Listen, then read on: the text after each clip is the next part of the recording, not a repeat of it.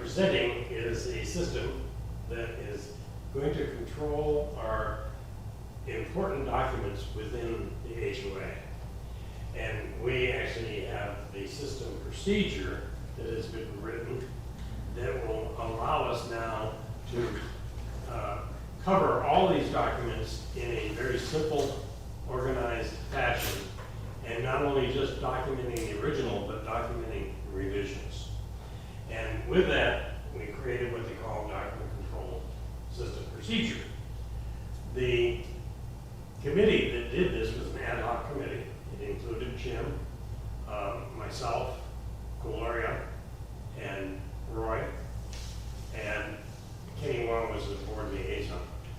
It took us almost 1.5 years. We started in 2015 in November, and we ended up with this now being the final phase before we dissolved this ad hoc committee. So with that, let me go ahead and now talk about the procedure. First of all, you're sitting there or you're wondering, why are we presenting the system? Well, we're presenting the system to make each of us, each of you, aware of how documents under control are indicated by footer information. So the important part to that is, it really, you may say, oh, as an individual, I don't have any documents, or as a committee, I don't have any documents that need to be put under control. Well, you need to observe when you do see a document that you think should be, even though it's not your committee's responsibility, and to bring that to the attention of the general manager. I'm going to hit that several times in this presentation. The second thing is to make you aware that control applies only to documents that have an effect or an implication for the association. That's important because we have procedures and forms that we use on a daily basis within the HOA, but these do not have a consequential effect on the HOA. So documents such as lighting the fireplace in the lodge is one example. The sign-in list, when you have your clipboard at the front desk, is an example of documents that don't have to be put under control. But when we get into this, keep that in mind. You'll see which ones we have identified as examples to create this need for documentation. The third point to make is to ask you, if you see a document not under control, that you think should be under control, to bring it to the GM's attention. Fourth bullet, if you're a committee and you have a charter, it should be under control. It should be considered a procedure because it tells the committee what they are responsible to do. And the charter is really your committee, if you're on this committee, and there may be people listening to this that aren't, but remember that the charter is your committee's statement of responsibilities. So it's important that that gets documented. So moving on. Now, I've passed out a handout, and in the handout, basically, it's the procedure, the entire procedure. We're not going to go through page by page on this. We're going to hit the highlights. There are only 3 pages. These 3 pages will be talking in brief about their content. This handout basically is yours to put in a binder. If you're a committee, put it in your binder. At the third bullet, at the end of this presentation, make sure you place this in your binder. I'm thinking ahead, repeating it twice. Don't forget. Only highlights of that fourth bullet, only highlights of this document I use in this presentation. I've already said that. My dad always said, tell them what you're going to say it, tell them again what you said. The second to last bullet is details are left to when the time comes. Now, this is kind of like committees that only have perhaps a charter. And they go ahead and they get this documented as we're asking them to do at this point in time. Because of the charters on committees that haven't done this don't have the information that identifies it as a controlled document, and that has to be on these charters. But when the time comes, maybe you have to change that. Well, oh, I've forgotten this whole procedure, I don't remember. Well, that's where the general manager comes in. Anytime you need help, go to Daddy and Oh no, he didn't. and get his help as to what you should do. Okay? You have to have a little lightness. Oh yes. All right, so we're going to start with page 1. And I'm going to highlight only paragraphs 2 and 3. And only those things in paragraph 2 and 3 that are actually important for you to know. Staff will be getting a totally different presentation because there's training involved, and handling of these documents are going to be important. The flow is very important for staff. But for an individual in the HOA on a committee, or just learning how the system works, again, we highlight on page 1, only in paragraph 2, only documents that have an effect or implications for the association should be included in the document control system. And in paragraph 2, controls documents like the document control procedure, which is what we have being presented. It's, number 1, it's a procedure. Facility reservation requests, that is a form, and a realtor letter is categorized as a letter. So we really only have 3 categories in this entire system, which is important because we keep it simple. A procedure, a form, or a letter. We don't have many letters, but we do have a lot of forms, and we have some procedures. Paragraph 3, the document control system procedure only controls board-approved documents. This is important because these documents that have this effect or consequence of the HOA are ones that, in their inception, are created through a board approval process. They go to the board with a board memo attached from the responsible committee. The board may even do their own, that's fine, but that has to go through the board for their approval. One member of the board can't do it unless the whole board has agreed. So anyway, so we are essentially looking at the board as the funnel to which all the documents flow into this control procedure. So that's page 1. Page 2, which you flip over to now, you see a chart. And the chart basically is a flow chart, top to bottom, for responsibilities for the committee, which we designated as CM, the board of directors, the center column, BOD, and the general manager, which is the right-hand column, GM. Line 1 is an important line.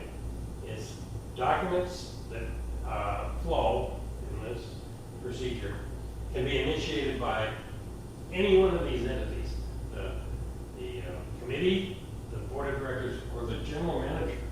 So the GM can do this. But again, there will, in the general manager's category, we'll have to go through board approval. The board can create a new procedure or a new requirement that they want to have documented. But the committee, again, is important. Now, there is a point here where it's kind of subtle. Sometimes there will be 2 committees responsible for the same document. The realtor letter is an example of that. The realtor letter includes control of the gates, the gate codes, and which That's important because community access control, the CAP committee, has a responsibility for the gatekeepers and how they're handled. The other elements of it fall under rules and regs, so that there is a procedure associated with who gets this realtor letter, and how they should, again, post signs outside the community and within the community. So that's an example of two committees that are responsible for the same document. Any one of them can present it to the board for approval, but they should have gone by the other committee for their input. Now, having said that, we're going to get into, once the board has approved the document, the initiator submits the document to the general manager. That's very important. There's been in the past a hole where committees have presented something like a document to the board approves it, and they kind of lay back and they're waiting for the document to show up in the system. It doesn't work that way, and we decided that as a group of us in this ad hoc committee, that we would put a level of feedback. So once the board has approved it, the initiator takes that original document, and it could be an electronic form, which is not really given to the board. But in this case, it would be an electronic form that can be given to the responsible individual, to the general manager, so that he can take on his responsibilities. Line 7 is essentially, and I'm not getting all the lines in this, the general manager prepares the document and presents it to the initiator for their approval and signature and date. And we're going to talk a little bit more about what you're looking for when you approve the document. But obviously, the first thing is to make sure that this document that's being shown to you now doesn't have a typo or a rephrasing of something that's important. So at this point, the originator has to sign that document, which is not in the system of documents, but in a binder showing the approval of the initiator on each of these pages. There's an example of that in the handout, which will have at the bottom of each page a stamp approved and a signature and a date. That signature and date on every page signifies that you, as the originator, have actually reviewed this document, says it's fine as is, and have approved it. Those documents will be contained in one master binder, so that they can be referred to later on if there's any question as to something that got into the system that shouldn't be there. Only your fallback as the initiator is that you signed it, dated it, and approved it. Line 8 through 10 now is the process by which the general manager incorporates it into the system.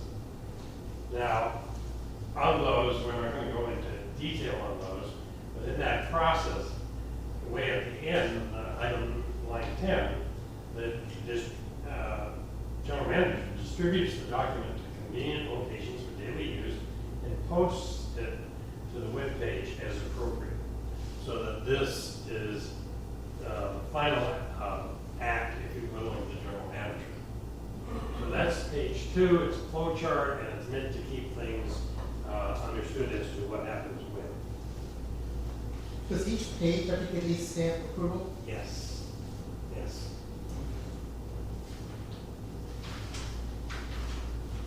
The third page is actually the heart of the control of the system. And it is a document in and of itself. It's called the Document Control Master List. I'm going to use the acronym DCML. We control the document numbering. And this is a singular list for all the documents. The line numbers, or not line numbers, but the document numbers are assigned as documents come into the system. And the system is set up such that the document number to the left of the decimal point is unique to that document and no other document. So don't refer to it as a letter or a form or a procedure. That is the process by which we can maintain the control of all the items in the system. And it's simple. Sometimes companies use different numbering systems for different groups of documents. We're not doing that. Now, under assigning a revision to each document number represents the current active document. Now, this is when you have a document in the system, it goes in as a decimal point .01. That's the original. Then, as changes occur that are approved by the board and flow into the system and are signed off on every page, those will be labeled .02, et cetera, et cetera, et cetera. So when we get to .99, I guess we go. But that's for us in the future to worry about. But anyway, so that's basically the system numbering that we've done. Now, what we also have in this chart is a spreadsheet, and it's a singular, as I say, spreadsheet maintained by the GM. Affixing both the board approval date and page numbers and all document pages. Look at the handout. Now, if you look at the page 3, for example, if you hold it up this way, you'll see at the bottom in the footer of the information. You also have to see, if you hold it this way, the page 3 document control master list, which is really an excerpt from that other form. It's used as an example here as part of the procedure. It also has footer information underneath it. So what does it mean of that footer information? Having only one document control system master list keeps the entire system contained. I kind of said that. I'm going to move on to the next one. Whoops. Now let me go back. I don't know how that happened, but let me point out to the fact that if you take a look at page 3 again, the footer on that, the leftmost part of that footer is a number. It's preceded by a P. It would be preceded by a B, F, or L, depending upon what type of document it is. Then the number 1002.02 reflects the fact that this is a document that has been in part of the system consecutively assigned the number 1002, and it happens to be the second revision. The middle item is a date. What is that date? That date is the board approval date. That board approval date allows us to trace back to the real official blessing, if you will, by the board. And then on the rightmost is page 1, page 2, page 3 of 3. But this is page 3 of 3. We do that to make sure that if it were a wrote letter, we don't accidentally drop a page. So it might be many items long. Or procedure could be that way too. So essentially that is the identification that is very important. And we'll talk about that in this next slide. There are questions that you probably have running through your mind is, our committee doesn't have need of control documents. Why do we have to hear this presentation? Well, again, I'll repeat. You have a charter, get it documented. It is a procedure. Remember the charter ensures. It was initiated by the board way back when these committees, standing committees got set up. There's just a signature on them. Right now, I think a lot of them have Diana Grace's signature with a date.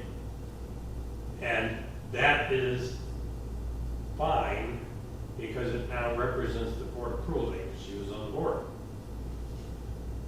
But what you need to do is get it in the system. You gotta have a footer added to this document. And the document basically does require, as I say, 4-digit number on the left of the decimal point, and the rev that you're gonna come up with is 0.01, because it's the first time it's been in the system. Even though it might have been approved by the board back in 2008, when these committees got created, it's still not 0.1, because it's the first time it's entering in the system. The board approval date, we would use that date that Diana has signed off on the charters as the board approval date. And then the page number, I don't think there's many charters that go to 2 pages, but if they do, it has to be added. That's the committee's responsibility to do that. And that's the reason why we're bringing you up to speed as to the system. So, the second point, and I kind of mentioned this before, if you see a document not under control that appears to have an effect or implication for the association, then bring it to the general manager's attention. Because along with that, he'll look at it and say, that doesn't meet the qualifications. It's, we don't care how you sweep the floor. So, but if it's something like, maybe key fobs or something like that, and there's an issuing procedure for that, then that issuing procedure is, first of all, if you don't find one, that's wrong. Number 2, then one has to be created. Number 3, if one exists and you don't see the sort of information on it, then you know it's not in the system, and point it out that it needs to go in the system. So that's why all committees are giving this presentation, whether or not they have direct access to that. So with that, we'll just ask one general question or 2 general questions. Do you have a question? I do, regarding the number. If a committee has a charter to get documented, they won't know the first 4 numbers up. That's a good question. The way the system works is the first 4 numbers are whatever the next line that's blank are. And that's not something that they put on. If you refer back to the flow chart shows that the general manager's responsibility is to assign those numbers. Okay. So if we look at, I guess down here, under item number 6, if it's a new document, then the general manager creates the footer with a new document control system number and a revision 0.01. So that item, line number 6 on page 2 is what actually allows that to go into the system. But it's not the committee's responsibility. They don't really care about that. They do care about the fact that when they do approve this, that it does have information on it. So that the general manager is the one that does the good question. Another one? That's all I have at this point. Okay. Jim, any comments? No, Okay. no. Very good. Well, let's just say that now you know the system, and we'll call that the conclusion of the presentation.